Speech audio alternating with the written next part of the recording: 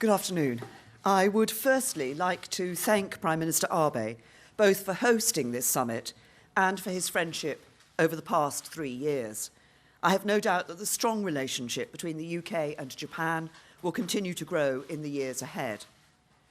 I firmly believe in the importance of international cooperation and compromise. In Osaka this week, we have worked hard to bridge differences between the G20 countries on some of the biggest challenges our nations face.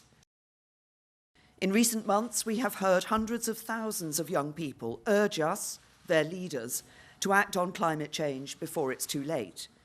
I'm proud that the UK has now enshrined in law our world-leading net zero commitment to reduce emissions, and I have called on other countries to raise their ambition and embrace this target.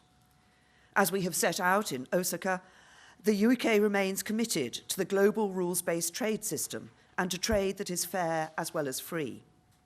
And we believe that all nations must be encouraged to uphold these rules and to open their markets if we are to build economies that truly work for everyone. The UK has consistently called for further and faster progress to reclaim the internet from those who want to destroy our values and our way of life. This means stronger action on the misuse of live streaming to stop terrorists from broadcasting their atrocities in real time.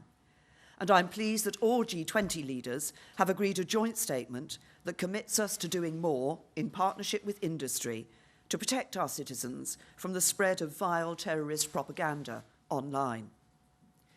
With tensions rising in the Gulf, we must all stand together. Escalation is in no one's interest. We need engagement on all sides to find a diplomatic solution to the current situation and to counter Iran's destabilising activity.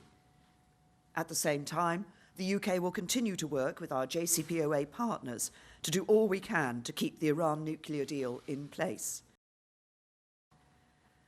Yesterday, I told President Putin that there can only be a normalisation of our bilateral relationship if Russia stops the pattern of irresponsible activity that threatens the UK and its allies, such as the use of a deadly nerve agent on the streets of Salisbury.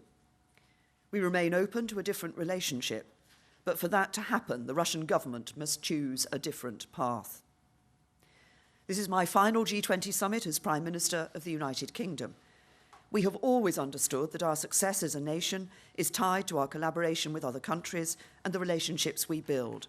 And I have no doubt that Britain will retain the same strong spirit of international cooperation and compromise that has long characterised our engagement with the rest of the world.